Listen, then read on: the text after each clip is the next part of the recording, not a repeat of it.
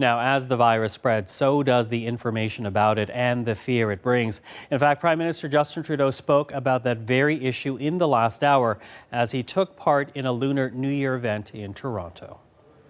Headlines over the past weeks have been hard, and I'm sure many of you are worried about loved ones overseas. Just like here today, we need to support each other and stay united. Let me be clear. There is no place in our country for discrimination driven by fear or misinformation. This is not something Canadians will ever stand for.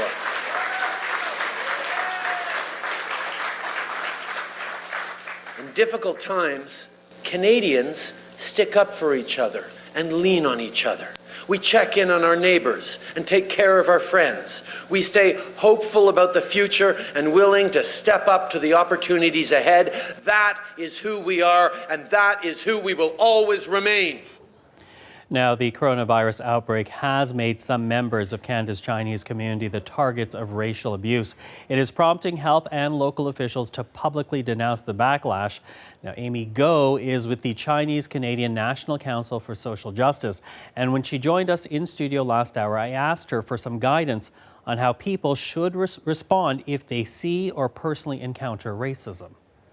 I'm pleased to hear from friends saying that because their colleagues being singled out, they speak up. Right? When their colleague being told to go home because they cough, they actually speak up and name that issue and say, you know, no, you don't have to, right? If your manager feels like, they stay home, right? So I think there are very compassionate, behavior now and actions taken by Canadians, and I think that should be continued. And of course, naming the issue, right? Don't just sit back, but name the issue and what's wrong with that, and help those who need help, right? And children are very good, right? So they see that friends are being bullied, they're going to help their friends. And I would think that our educators, all our public system would collectively also share this kind of tips, this kind of information.